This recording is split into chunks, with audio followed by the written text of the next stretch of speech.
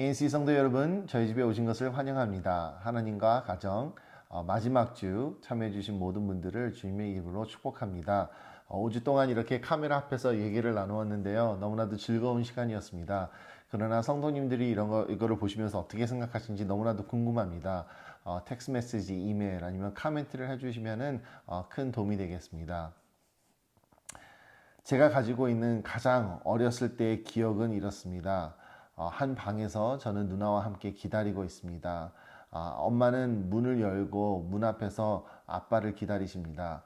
밤이 늦어서 저는 잠을 들었지만은 엄마가 누나를 부르는 목소리에 저는 깹니다. 그래서 누나와 함께 나아갑니다. 멀리서 오는 아빠는 술에 너무 취해 있어서 똑바로 걷지를 못하십니다. 그러자 엄마와 누나는 마중을 나가고 아빠를 데리고 집에 들어오는 모습입니다. 또 하나의 기억은 이렇습니다. 저와 누나와 똑같은 방에서 한 구석에서 울고 있습니다. 그 우는 이유는 아빠가 폭력으로 엄마를 술 취하셨기 때문에 싸우시면서 때리는 모습을 보면서 우는 것이었습니다. 저는 엄마를 너무나도 많이 사랑했습니다. 그러나 또 한편으로는 아빠 때문에 힘든 기억도 많았지만은 저는 언제나 아빠처럼 되고 싶었습니다. 아빠는 저에게는 그 세상에서 가장 힘센 사람이었고 가장 쿨한 존재였습니다. 생각해 보세요. 이 어린 나이에게 엄마를 사랑하면서도 아빠를 되고 싶었는데 아빠와 엄마와 사이는 좋지가 않았습니다. 그럼으로써 저에게는 너무나도 어렸을 때부터 큰 혼동이 왔습니다. 아까 전에 말씀드린 것처럼 아빠는 저에게 너무나도 제가 되고 싶은 존재였습니다. 아빠는 힘이 되게 세셨습니다. 그래서 아빠처럼 되고 싶었는데 제가 야채 먹는 것을 너무나도 싫어했습니다. 그런데 아빠가 뽀빠이처럼 되고 싶으면 시금치를 먹어야 된다는 그 말씀 하나에 저는 그날부터 시금치를 먹기 시작했습니다. 제가 가끔씩 지루하거나 보어 되었을 때 아빠한테 가면은 아빠가 손재주가 되게 좋으셨습니다.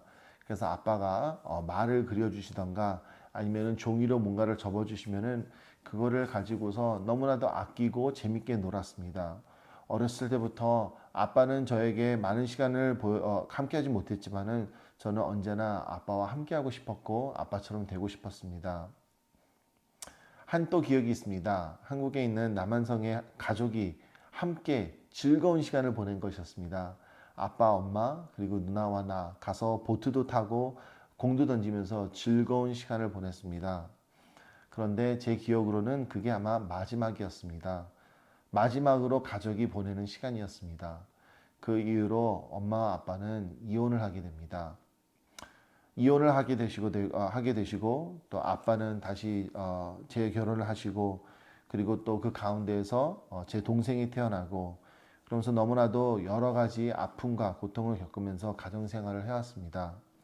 그럼에도 불구하고 저는 부모님께 너무나도 감사합니다. 많은 고생으로서 저희를 위해서 키워주시고 또 프로바이드 해주셨습니다.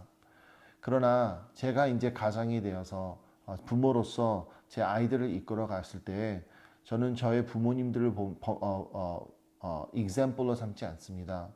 저는 제가 자란 그 모습들을 보면서 나도 이렇게 우리 아이들을 키워야지 그렇게 생각한 적이 없습니다. 오히려 나는 제가 자란 경험을 보면서 이렇게는 키우지 말아야지 하는 생활이 더 많습니다. 제가 이렇게 자라서인지 저에게는 가정이 너무나도 중요합니다. 너무나도 중요해서 어쩔 때는 가정이 저의 큰 우상이 될 때도 있습니다. 하나님은 가정을 만드셨고 가정을 통해서 하나님의 영광을 얻으시려고 합니다. 그렇기 때문에 가정이 결코 나쁜 것은 아닙니다. 그러나 저도 죄인이기 때문에 제가 하나님이 만드신 가정을 잘 이해하지 못한다면은 가정을 사랑하는 것이 하나님을 영접하는 것이 아니라 가정을 사랑함으로써 제가 하나님과 멀어질 수 있다는 것입니다. 그렇기 때문에 우리가 성경적으로 봐서 우리가 복음적으로 가정을 볼 수 있는 관점을 찾아야 됩니다. 하나님이 원하시는 것이 무엇인지, 하나님이 디자인하신 이 가정이 무엇인지. 그래서 이거를 하기 위해서 여러분들과 이 5주 동안 하나님과 가정을 시작하게 되었습니다. 우리는 하나님의 성경적인 관점으로서 가정을 볼 때 우리는 가정을 사랑하고 우리가 가진 그 모든 것을 위해서 가정을 사랑할 수가 있고 사랑함으로써 우리는 하나님께 영광을 드리고 예배를 드릴 수 있는 것입니다. 그러기 위해서 오늘도 여러분들과 가정에 대해서 얘기를 나누어 보려고 합니다. 그러나 가정에 대해서 얘기를 나누기 전에 여러분들께 세 가지, 우리 가정에 관한 세 가지의 fundamental change in society에 대해서 여러분들께 나눠주고 싶습니다. 우리가 살고 있는 세상은 너무나도 빨리 변하는 세상입니다. 그러나 그 변화 속에서도 아주 중요한 변화들이 있습니다. 이 변화들은 조그만 변화를 일으키는 것이 아니라 이 변화들을 통해서 우리의 삶에 아주 큰 변화들이 일어나는 것입니다. 가정에게 믿기는 이 세 가지 변화는 이렇습니다. 세계전쟁, 월드워 1이 있으면서 여자들이 이제 일터에 나가기 시작되었습니다. 미국 같은 사회에서 남자들이 전쟁을 가게 됨으로써 여자들이 일터에 나가서 일을 하기 시작하게 되었습니다. 그럼으로써 남자와 여자의 이퀄리티에 대한 아주 좋은 운동, 아주 좋은 것들이 많이 일어나게 되었습니다. 그러나 단점은 이렇게 됨으로써 집안에서 어른이 한 명이 더 없어진다는 것입니다. 가정을 가꾸고 아이들을 키워나가는 데 되게 중요했던 그 어머니 역할이 이제 없어진다는 것입니다. 그뿐만 아니라 남자와 여자가 함께 일함으로써 우리가 더 풍부해지는 것이 아니라 어떤 사람들은 이렇게 말합니다. 미국같이 이렇게 선진된 나라가 오히려 더 가난해져 갖고 있다고 말합니다. 그 이유는 이 중간층, 미들 클래스를 유지하기 위해서 예전에는 한 사람의 earning으로 버는 것으로 될 수 있었는데 이제는 꼭 두 사람이 같이 맞벌이를 해야지만은 우리가 중간층의 삶을 유지할 수 있다는 것입니다. 그럼으로써 부모로서 더 많은 무게와 프레셔를 가지고서 가정을 이끌어야 됩니다. 이 처음의 변화는 여자가 일터로 나감으로써 같이 맞벌이를 하게 되면서 이제는 맞벌이를 해야지만은 삶을 유지할 수 있는 그런 사회가 되었고, 그리고 또 맞벌이를 함으로써 가정에 어른 한 명이 더 비게 된다는 것입니다.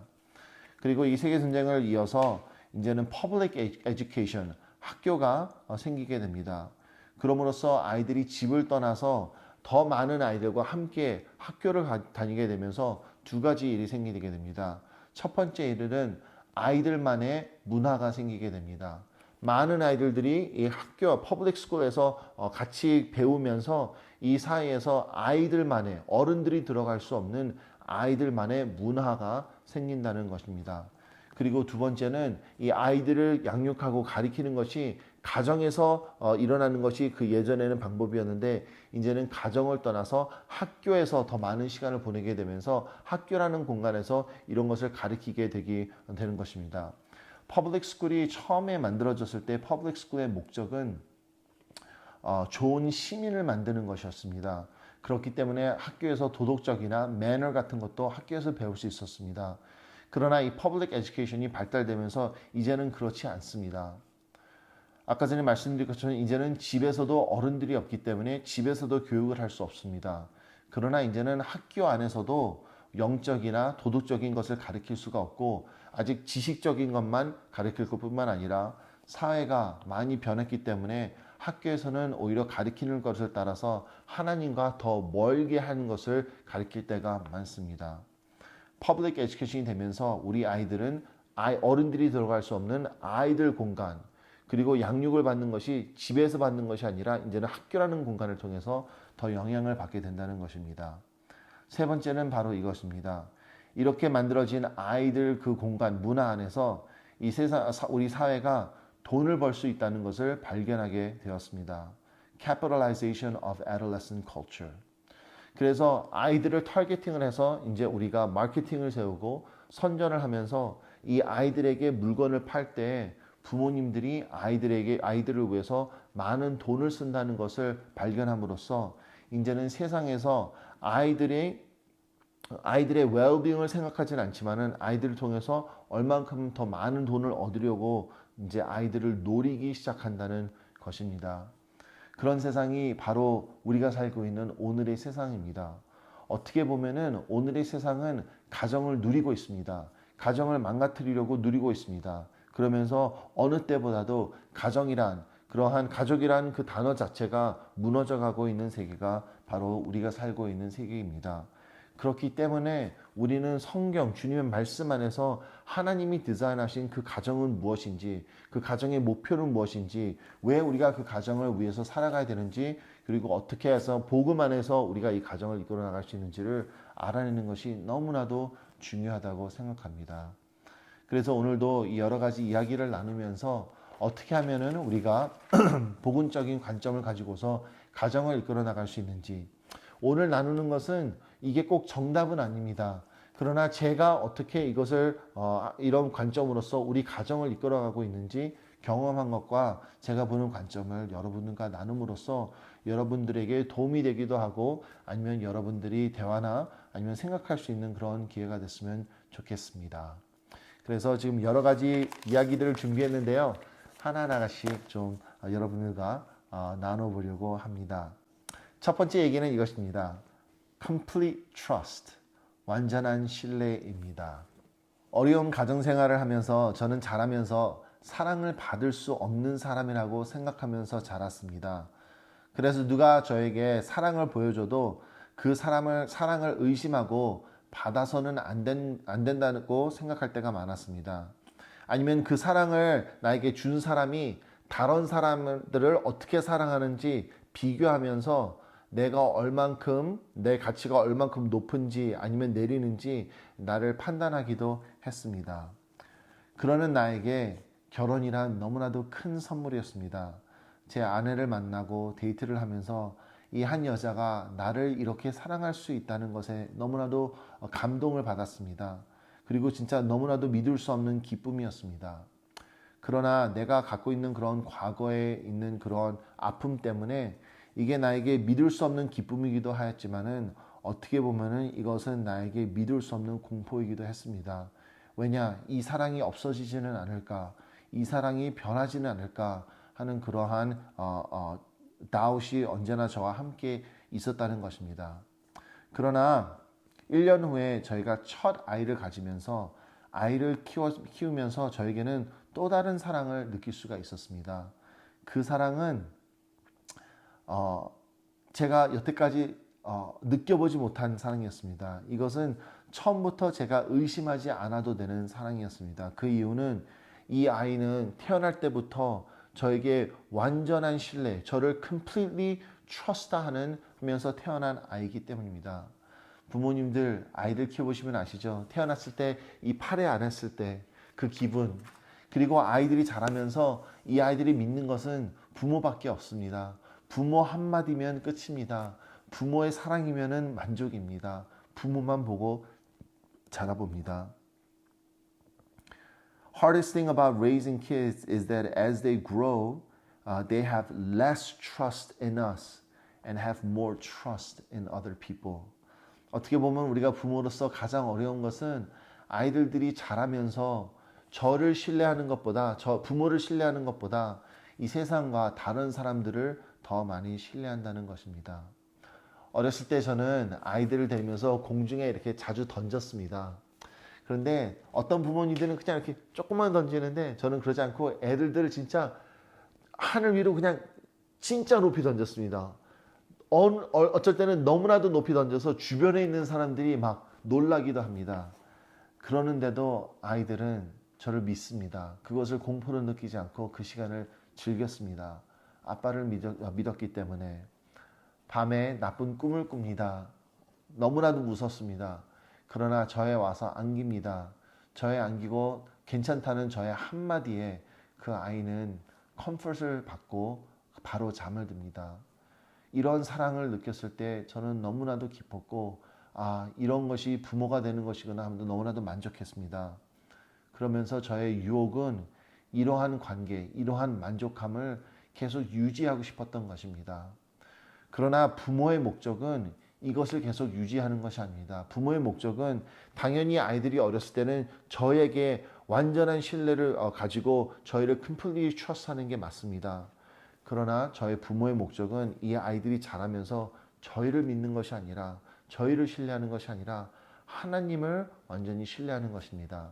하나님을 신뢰하고 하나님을 completely trust하면서 자라야 되는 것입니다. 그러기 위해서는 아이들이 자라면서 내가 완벽하다, 내가 나를 믿어다 하는 것이 아니라 내가 완벽하지 않지만은 하나님을 믿고 하나님을 신뢰하면서 살아가는 모습을 아이들과 점점 나눠가야 된다는 것입니다. 그것이 바로 부모로서 아이들에게 해줄 수 있는 일입니다. 아이들이 저를 믿을 때 아직도 그렇습니다. 저는 아이들 운동을 많이 코칭합니다. 그랬는데 내가 하라고 했는데는 안 하는데 다른 코치가 해서 하라고 했을 때는 그 말을 듣고 좋아할 때 저는 기분 되게 나쁩니다. 질투가 나기도 합니다. 어쩔 때는 아이들이 미울 때도 있습니다. 그러나 그때 저는 다시 알아야 되는 게 목표는 이 아이들이 죽을 때까지 저를 신뢰하고 저만 보는 것이 아닙니다. 목표는 나를 보는 것이 아니라 하나님을 보게 하는 것이 저의 목표인 것입니다. 부모님들 나를 믿고 나를 따르라가 아니라 하나님을 믿고 하나님을 따를 수 있도록 저희가 함께 걸어갈 수 있는 그런 부모님이 될 수 있도록 주님의 이름으로 축원합니다. 두 번째 이야기는 이것입니다. 아이들 통해서 나의 자신을 볼 때 facing myself. 제가 자라면서 가장 듣기 싫었던 단어가 있습니다. 그것이 바로 쪼다입니다. 쪼다. 저는 어렸을 때 툭하면 울었습니다. 얼마나 많이 울었냐 하면은 누나가 그냥 재미로 울어라, 울어라, 울어라 하면 저는 그냥 울고 말았습니다. 어려서 머릿속에는 생각이 많았지만은 바깥으로는 아무 말도 하지 못했습니다. 원하는 것이 있어도 그것을 밝히지 못했습니다. 겁이 너무 많아서 사람들과 대화도 나눌 수가 없었습니다. 부모님이 이혼을 하고 여기저기 옮겨 다니면서 친구를 사귈 수가 없었고 언제나 혼자였습니다. 그렇기 때문에 모든 상황 속에서 내가 피해자라고 생각했고 다 사람들이 다 나를 싫어하고 나는 사랑이 받을 수 없는 사람이라고 생각했습니다. 그래서 이렇게 자신 없고 머무르는 나를 보면서 주변 사람들이 가끔씩 자주 쪼다라는 단어를 썼을 때 저는 그 단어를 듣기 싫었고 그 단어를 저에게 말하는 사람도 싫었지만은 그 단어를 듣고 있어야 하는 제 자신이 더 싫었습니다. 그런데 아이들을 키우다 보니 저의 그런 모습들이 제 아이들에서 보일 때가 있습니다. 이게 나를 닮아서 이렇게 태어나서 유전적으로 이런 건지 아니면 내가 이렇게 애들을 키운 건지 모르겠습니다. 그러나 내가 내 자신에게서 그렇게 싫어하던 그런 모습들을 내 아이들에게서 볼 때가 있습니다. 그럴 때 너무나도 화가 납니다. 너무나도 짜증이 납니다. 그리고 너무나도 이것을 고치고 싶습니다. 내가 그랬기 때문에 내가 그 아픔을 알기 때문에 이것을 이 아이들에게서 없애주고 싶습니다. 그런데 그 고치려는 방법과 그 고치려는 속도가 이 아이들을 사랑해서가 아니라 내가 겪었던 아픔이나 아니면 내 자신을 미워하는 마음에서 나올 때가 많습니다. 그렇기 때문에 이 아이들을 위한 것이 아니라는 것을 이 아이들이 느낄 때가 많다는 것입니다. There's a difference between parenting out of love versus parenting out of insecurity. 어쩔 때는 내 불안정 안에서 내 자신을 받아들이지 못하기 때문에 아이들을 가리키는 것이 아니라 아이들을 컨트롤하려고 하는 것이 많은 것입니다. 그러나 두 번째는 또 이런 경우도 있습니다. 어쩔 때는 내가 어렸을 때 모습을 아이들이 그대로 합니다. 그러면서 저는 이렇게 생각할 수 있습니다. 나도 어렸을 때 저랬는데, 나 이제 봐라. 나 이렇게 됐는데, 얘네들도 그냥 하라 그래. 그러면 나중에 나처럼 되겠지. 그렇게 하면서 그냥 아이들을 놔둘 때가 있습니다. 그러나 부모님들, 저희가 기억해야 될 것입니다. 저희가 지금 이 자리에 앉을 수 있는 것은, 제가 이 자리에 앉을 수 있는 것은 내가 잘나서가 아닙니다. 하나님의 은혜입니다. 하나님 은혜 안에서 하나님이 저를 구원해 주셨고 저를 이렇게 회개하게 만드시고 저를 이렇게 성장해 주셨습니다. 하나님의 은혜가 있었기 때문에 저는 지금 이 자리에 앉을 수 있는 것입니다. 그렇기 때문에 내가 과거에 이거를 했기 때문에 내 아이도 그냥 이렇게 해도 된다라는 해서 미래를 보장할 수 있는 것이 아닙니다. 그것은 부모로서 게으른 방법입니다.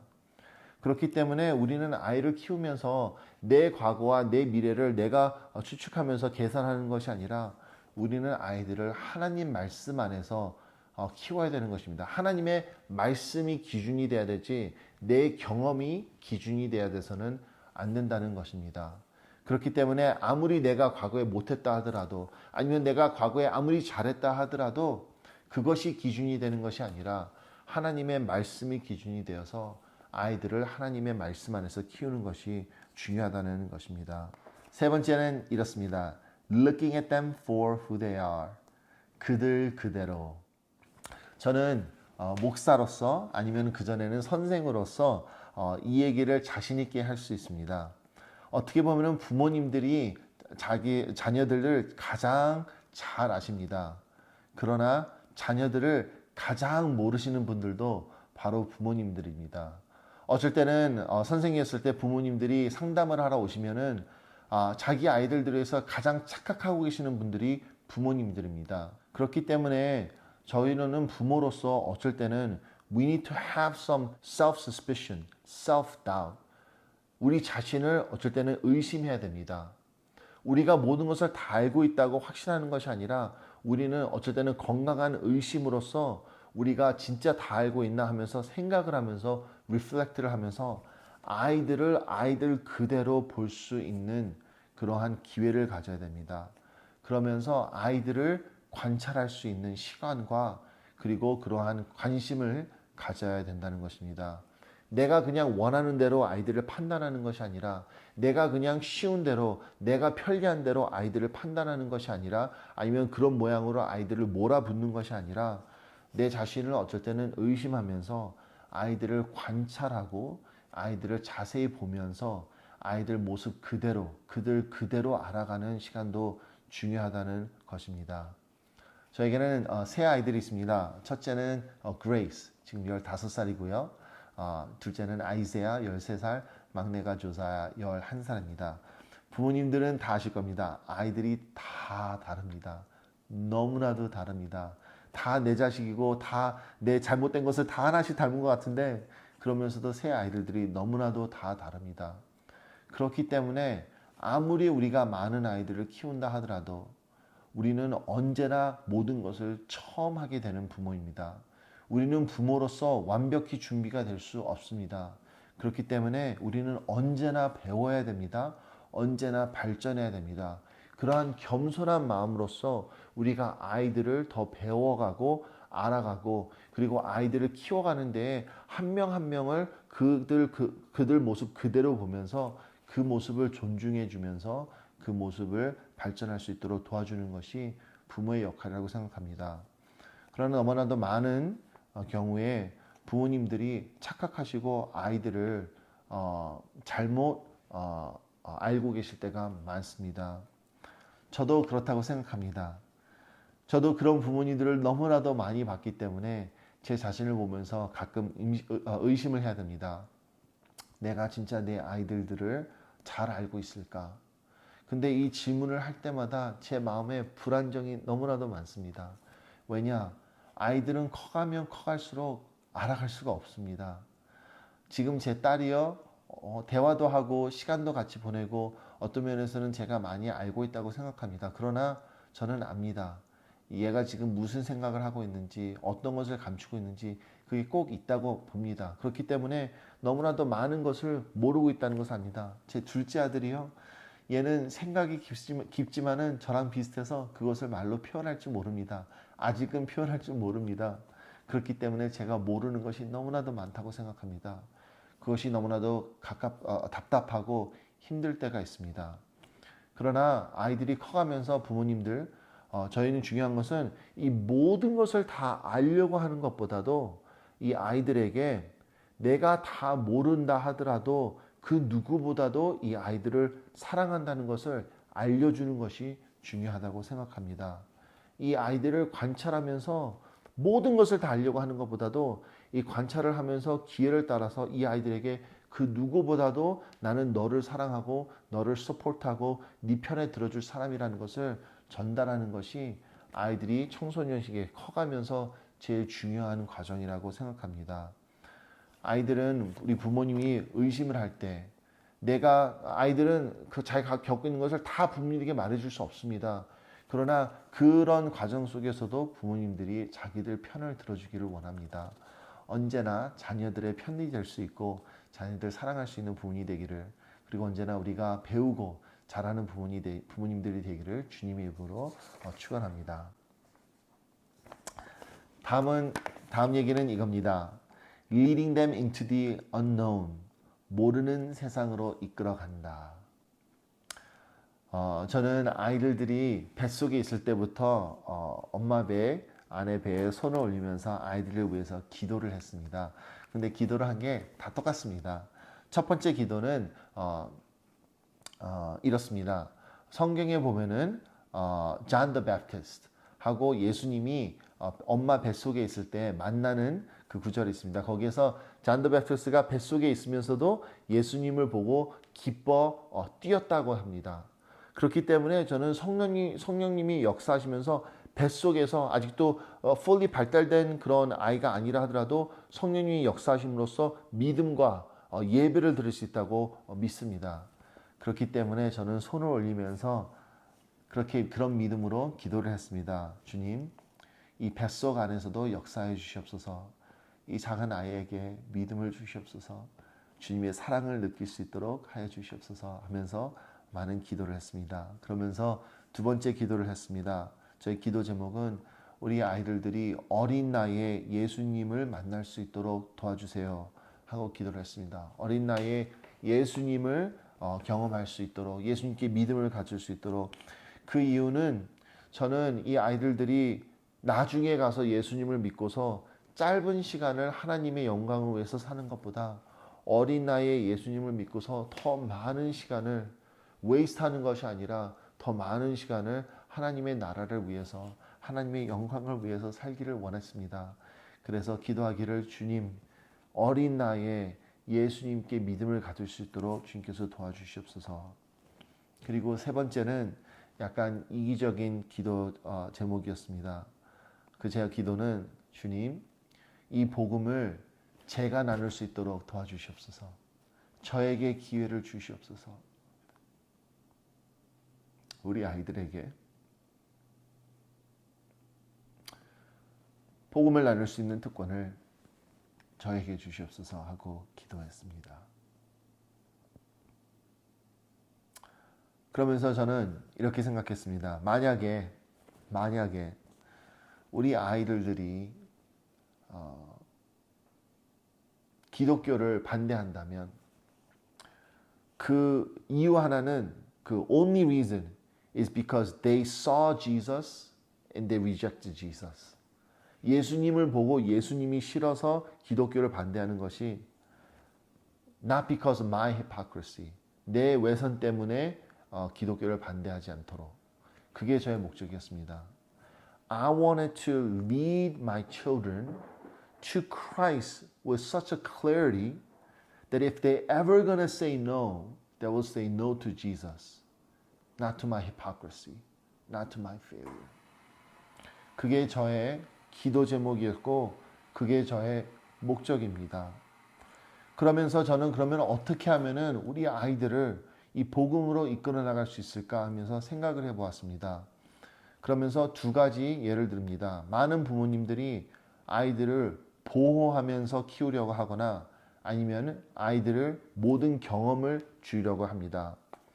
보호하는 부모님들은 이 죄 많은 세상에서 아이들을 보호해서 하나님을 찾아갈 수 있도록 그렇게 아이들을 키우려고 한다면은, 어느 부모님들은 아이들 그냥 모든 것을 경험하면서 실패하고 그런 과정에서 하나님께 아이들이 돌아올 수 있도록 아이들을 키우시는 부모님들도 있습니다. 그러나 저는 이 두 가지가 그렇게 척 마음에 들지 않았습니다. 그러면서 저는 생각한 게, 내가 이 아이들에게 복음을 전달할 수 있는 것은 그 복음의 가치를 아이들이 느낄 수 있도록 아이들에게 전달하는 것이었습니다. 그래서 부모로서 이 복음이 내게 가치가 있다면은 이 복음을 위해서 내가 살아갈 때 내 아이의 삶을 통해서, 우리의 가정의 삶을 통해서 아이들이 이 복음의 가치를 느꼈으면 했습니다. 아무리 그 결정들이 우리 아이들이 별로 좋지 않은 환경에 빠뜨린다 하더라도, 아무리 그 결정을 통해서 우리 아이들이 많은 고통을 얻는다 하더라도, 저는 우리가 부모로서 그것을 선택했을 때, 그 복음을 선택했을 때 그 과정을 통해서 아이들이 하나님을 믿을 거라고, 그래야지 아이들이 예수님을 볼 수 있을 거라고 생각했습니다. 그래서 우리가 어디에 살지, 무엇을 할지, 어떻게 시간을 보낼지, 누구와 관계를 맺을지, 아니면 우리가 돈을 어떻게 쓸지, 이 모든 것을 복음에, 우리가 미래를 보지 못하는 그 모르는 그곳으로 복음을 믿고서 결정하기로, 나가기로, 그것이 바로 우리의 가정, 부모로서 아이를 이끄는 필로소피로 만들었습니다. 그래서 저희는 목회를 하면서도, 선교지를 가면서도 어려운 공간 속에서 이런 필로소피를 가지고 아이들을 키워나갔습니다. 제가 한번 이 얘기를 여러 번 한 것 같아요. 저희 딸이 태어나서 한번 방에서 자고 있는데 밤에 깨었습니다. 그래서 저는 이제 아이를 재우려고 가가지고 아이를 안고서 아이를 재우고 있는데 막 눈물이 나기 시작했어요. 왜냐하면 그때 당시에 저는 하나님이 저를 목회에 부르신다는 것을 다시 확인하고서 이제 그 길을 가야 된다는 것을 확신을 가졌습니다. 그런데 이 아이를 보면서 너무나도 미안한 거예요. 내가 이 선택을 했기 때문에 이 아이들에게 해주고 싶은 게 많은데 못 해주진 않을까? 더 편하게, 더 좋게 해주고 싶은데 더 못 해주진 않을까? 그러면서 왠지 모르게 너무나도 미안한 마음들이 많았습니다. 그러면서 너무나도 되게 마음이 아팠어요. 그러면서 미안하다, 미안하다. 그러면서 하나님께 기도했습니다. 그렇지만은 용기를 주시옵소서. 그리하여서 하나님의 길을 선택할 수 있도록 용기를 주시옵소서 기도를 했습니다. 그런데 지금을 되돌아보면은 너무나도 부끄럽습니다. 하나님이 생각하시는 그 계획은 제가 생각했던 것처럼 비참한 것이 아니라 너무나도 행복하고 너무나도 즐거운 것이었습니다.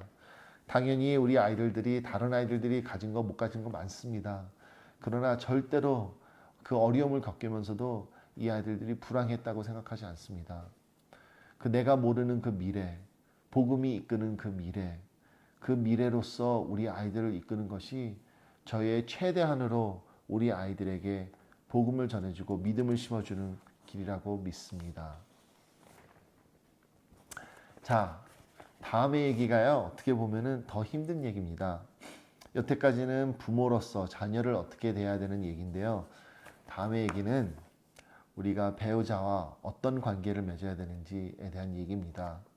저는 믿습니다. 가정에서 가장 중요한 것은 저와 제 아내의 관계입니다. 제가 제 아내를 사랑하지 못하면은 그것으로서 제 가정이 무너집니다. 제가 제 아내를 사랑하지 못하고 제 아이들 보고 제 아이들을 사랑한다고 한다면 그것은 거짓말이 될 수밖에 없습니다. 그렇기 때문에 저는 부부 관계가 너무나도 중요하다고 생각합니다. 그래서 약간 재밌는 제목을 가지고 이 부부 관계에 대한 얘기를 나누려고 합니다. Stop the train. 기차를 멈춰라입니다. 기차를 멈춰라. 저는 결혼을 안 하고 어떻게 27년이란 인생을 살았는지 모르겠습니다. 저는 진짜 솔직히 말해서 제 아내 없이 제가 어떻게 살았는지 기억을 상상을 할 수가 없습니다. 그럴 만큼 저는 제 아내를 사랑하고 너무나도 감사합니다. 그러나 그렇다고 해서 결혼 시절이 쉬운 건 아니었습니다. 결혼을 하고서 이제 신혼생활을 할 때 이제 아이를 낳고 저희들 일을 하면서 너무나도 힘들어온 시간들이 많았습니다. 그런데 결혼을 하기 전에 제가 갖고 있는 것은 아까 전에 말씀드린 것처럼 가정이 중요했기 때문에 저희 컨디션이 있었습니다. 그 컨디션 중에 하나는 우리 아이들을 다른 사람들 손을 통해서 키우지 않겠다는 것이었습니다. 저희가 키우겠다는 것이었습니다. 그래서 우리가 결혼을 하고서 처음에 시작할 때는 저희도 뭐 그렇게 돈을 많이 벌지 못했기 때문에 첫 아이를 낳고서 둘 다 일을 하긴 했어야 됐습니다. 그러나 제가 일 스케줄을 바꿔서 일자리를 바꿔서 12시부터 9시까지 일을 하고 제 아내는 선생으로서 아침에서부터 3시까지 일을 했기 때문에 주중에 한 3, 4시간만 저희 친구네 집에 맡기고 그 나머지 시간은 저희가 아이를 키우려고 했습니다. 그러나 두 번째 아이가 태어나자 더 이상 남에게 맡기거나 아니면 경제적으로 이 아이들을 우리가 데이케어에 넣을 수도 없고 그러고 싶지도 않았습니다. 그래서 저희에게는 아주 큰 경제적인 sacrifice였지만은 어쩔 수 없는 꼭 해야 한다는 그러한 decision이었습니다. 바로 그것은 네가 집에 있을래 아니면 내가 집에 있을래 였습니다. 네가 집에 있을래 아니면 내가 집에 있을래. 제 아내가 막 곰곰이 생각해 보다가 아내가 집에 있는 게 훨씬 더 나을 것 같다는 생각했습니다. Which is true. 그렇게 하면서 저희는 경제적으로 힘든 생활에서 아이들을 키우면서 즐거운 점도 있었지만은 너무나도 힘들 때도 많았습니다. 또 그 시점에 저는 신학교를 시작했고 또 중고등부 전도사로서 역할을 했기 때문에 full-time job, part-time school, part-time ministry, which is like another full-time job. 거기에다가 애들 2명까지 너무나도 힘든 시간이었습니다. 그때 아내는 한 번은 울면서 이렇게 고백한 적도 있습니다. 그럴 때 꼭 자기가 싱글맘, 혼자서 가정을 이끄는 그런 엄마 같다는 그런 말도 했습니다. 그러면서 그럴 때 저희가 되게 오해도 많고 대화를 많이 못할 때도 있었습니다. 그런데 이 제목이 왜 Stop the Train, 기차를 멈춰라 라고 했냐면은 제가 사람이 이상해서 그런지 한번 우리가 싸우거나 아니면은 실수를 하거나 무슨 일이 있으면은 나쁜 생각이 들어옵니다. 근데 이 나쁜 생각이 그 생각으로 멈추는 것이 아니라 이게 기차가 되어서 한 생각하다가 또 생각이 나고 딴 생각이 나고 과거에 있는 생각이 나고 또 이런 여러 가지 상상이 되면서 계속 기차가 지나가면서 저를 나쁜 곳으로 인도한다는 것입니다. 생각지도 않은 것인데 그냥 조그만 일로 시작해가지고 결국은 이런 상상을 하고 이런 느낌으로 계속 가다 보면은 이 기차가 저를 인도하는 것은 아주 negative한 emotion, 아주 negative한 feeling, negative한 thought towards my wife입니다. 예를 들면은 한번 이런 적이 있었습니다. 우리가 한참 바쁘고 저는 바깥에서 그냥 뭐 일하랴, 학교 다니라, 사역하랴, 밤에 들어오고 제 아내는 집에서 아이들 보랴, 혼자서 집안일 하랴, 스트레스 받고 그런데 저는 제 아내를 이해해주지 못하고 그러면서 시간을 보내면서 어려울 때 한번 잠자리에서 I was, approaching to make love with my wife. 이거는 한국말로 할 수가 없습니다. 그런데 제 와이프가 refuse를 했습니다. 그런데 그럴 때 왠지 모르게 제가 기분이 너무나도 나빴습니다. 그랬는데 그게 며칠 계속 되면서 기분이 너무나도 나빴습니다. 그래서 되게 화가 나고 그러면은 막 저도 막 그래 치사해 안 해. 그러면서 이제 그런 마음으로서 그냥 안 한다. 그렇게 생각을 하고서 며칠을 지나갔는데 갑자기 일을 하고 있는데 이제 이런 생각들이 시작하면서 계속 나쁜 생각이 나는 것입니다. 아내가 나를 이제 존중을 하지 않는구나. 나를 사랑하지 않는구나. 그러면서 그거부터 시작을 해가지고 이 계속 간 게 어떻게 하다 보니까는 이 기차가 어디까지 갔냐 하면은 내 아내에게 다른 남자가 생겼구나. 그렇기 때문에 내가 필요하지 않구나. 그렇게까지 생각이 갔습니다. 근데 그 생각이 그냥 장난의 상상이 아니라 너무나도 시리어스하게 가능성이 있는 생각으로 바뀌면서 제 마음에 질투와 화가 막 나기 시작했습니다. 근데 그때 저는 다행히도 복음 안에서 제 마음을 멈출 수 있었습니다. 내 이 기차를 멈출 수 있었습니다. 그러면서 여기에 진실을 넣으면서 이게 거짓이고 이게 사실이 아니라는 것을 다시 한번 누릴 수 있었습니다. 그러면서 먼저 제 마음을 체크하면서 제가 갖고 있는 내 마음 속에 있는 내 아내의 커밋먼트와 사랑을 확인할 수 있어야 했습니다. 그러면서 이 어려운 생활에 은혜를 베풀고 그리고 사랑으로 베풀어 나가야 된다는 것을 다시 인정할 수 있었습니다. 성도 여러분의 부부 사이는 어쩐지 모르지만은 저는 사람이 이상해서 그런지 나쁜 일이 있을 때마다 이렇게 자꾸 기차가 자꾸 떠나려고 합니다. 그러나 이 기차를 멈출 줄 알아야 됩니다. 그리고 진실과 은혜 안에서 우리가 서로 어려운 대화를 해나가야 됩니다. 어려운 대화를 하는 것을 배워야 됩니다. 그것이 바로 다음 토픽입니다. Having the difficult conversation. 어려운 대화를 우리가 나누고 할 때에 배울 때에 우리는 부부 사이에서 잘할 수 있는 것입니다. 저는 믿습니다. 모든 부부 사이에 어려운 대화 우리가 꼭 해야 되지만은 하지 못하는 대화들이 몇 가지 있습니다. 그러나 우리가 우리 자신을 낮추고 상대방을 위하면서 하나님의 진실 속에서 이런 대화를 나눌 때 서로를 공격하는 것이 아니라 이런 대화를 통해서 서로에게 용서를 받고 서로를 이해할 수 있는 시간이 있으면 있을 만큼 저희 부부 사이가 잘할 수 있다고 생각하고, 그러는 관계 안에서 저희가 더 아이들을 키워나갈 수 있는 힘을 얻을 수 있다고 생각합니다. 제가 좀 vulnerable해지면서 여러분들에게 여러 번 있었던 일들을 좀 나누도록 하겠습니다. 제가 아내와 어려운 대화를, 부끄러운 대화를 한 적이 여러 번 있지만 거기에서 두 가지를 한번 여러분들과 나누겠습니다. 한 번은 pornography에 관한 얘기입니다. 제 아내가 제가 성적으로 힘들어한다는 것을 발견하게 되었습니다. 그랬는데 제가 거기에 대해서 거짓말을 했습니다. 하루 종일 일을 하면서 제 자신이 너무나도 믿고 싫었습니다. 그런데 한편으로서는 한번 거짓말을 했으니까 그냥 밀고 나가자, 그런 계획을 막 세우기 시작했습니다. 그런데 저는 그런 가정을 이끌어 나가고 싶지 않았습니다. 그래서 그날 집에 와서 아이들을 재우고 아내와 식탁 앞에 앉아서 내가 고백할 것이 있다고 하면서 아내에게 고백을 하게 되었습니다. 아내는 저의 고백에 화를 내지 않고 들어주었습니다. 그러나 이것이 그냥 포르노그래피로 끝나는 것이 아니라 저의 과거에 대한, 저의 어려움에 대해서 아내와 나눌 수 있게 되었습니다. 그러면서 나의 부족함과 나의 힘듦을 아내와 함께 나누게 되었습니다. 근데 그것이 기초가 되어서 저희는 이러한 데에 대해서 조금 더 편하게 대화를 할 수 있게 되었습니다. 그래서 나중에는 저희가 서로 관계에서 서로를 돕기 위해서 우리가 성관계에 대해서 얼만큼 우리가 할 수 있고 얼만큼 도울 수 있는지에 대해서도 충분히 대화를 나누게 되었습니다. 이럴 때 진짜 창피하고 너무나도 힘들었습니다. 진짜 죽을 것 같았습니다. 그러나 되돌아볼 때 이러한 나의 모자람과 이러한 어려움을 나눌 수 있어서 너무나도 좋았고, 또 이런 것을 받아주고 도와주는 아내에게 너무나도 감사했습니다.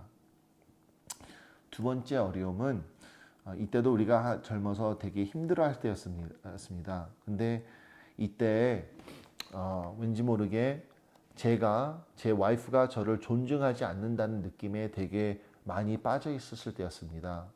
그런데 더 힘들었던 거는 내가 내 자신을 봐도 나는 존중할 사람이 아니었다는 것입니다. 그래서 저도 너무나도 힘들었습니다. 내가 존중할 사람이 안 되니까는 내가 어떻게 와이프가 나를 존중하지 않는 게 당연하지 라는 생각을 들게 되자, 그러면은 저는 희망을 잃었습니다. 그러면 내가 어떻게 해야 돼? 내가 어떻게 하면 존중한 사람이 돼야 돼? 그러나 내가 존중되지 않는 사람이면 존중되는 사람이 되지 못할 거라는 그런 생각에 빠져서 너무나도 힘들었어요. 희망을 잃었습니다. 그래서 아내와 또 다시 솔직하게 대화를 나누면서 고백을 했습니다. 내가 지금 이렇게 느끼고 있다. 네가 나를 어떻게 생각할지 모르지만은 내가 이렇게 지금 느끼고 있다. 근데 내가 지금 나의 모습을 봐도 내가 존중하지 못하는 사람이라는 걸 알고 있다. 그러나 내가 이렇게 하더라도 성경 말씀에 아내가 남편을 존중하라고 써 있기에 지금 힘들지만은 나를 존중을 해주면 좋겠다. 그렇게 되면은 내가 더 존중될 수 있는 사람을 되는데 큰 도움이 되겠다 하면서 나의 어려움과 그리고 그러나 하나님의 말씀의 중요성을 가지고서 아내와 대화를 나눈 점이 있습니다. 이것을 나눌 때 저 진짜 치사하다는 느낌이 들었습니다. 내가 그런 사람이 안 되는데 나를 존중해 달라고 그렇게 뻔뻔히 아내에게 부탁할 수 있을까라고 했는데, 그러면서도 제 또 더 깊은 속에서는 하나님의 말씀을 중요히 여기기 때문에, 그리고 이 가정이 더 발전을 하려면은 내가 발전을 해야 되기 때문에, 내가 잘해야 되기 때문에, 이것을 믿었기 때문에 힘든 대화이지만은 이러한 어려운 대화를 아내와 함께 할 수 있었습니다. 저는 자랑스러운 것이 있습니다. 그것이 있다면은 제가 결혼한 16년을 지나볼 때 우리 아내와 보면서 우리가 성장했다는 것을 뚜렷하게, 아주 뚜렷하게 볼 수 있습니다. 하나님의 은혜 안에서 우리가 함께 자라고 하나님이 함께 하셨다는 것을 진짜 뚜렷하게, 너무나도 뚜렷하게 볼 수 있는 것이 너무나도 감사합니다. 마지막은 부부로서, 가정으로서 해야 되는 것은 우리는 그 모든 가정에 있는 모든 사람들을 복음으로 인도해야 됩니다. Pointing everyone to the gospel. 내가 좋은 아빠가 되고 완벽한 남편이 되는 것이 목적이 아닙니다.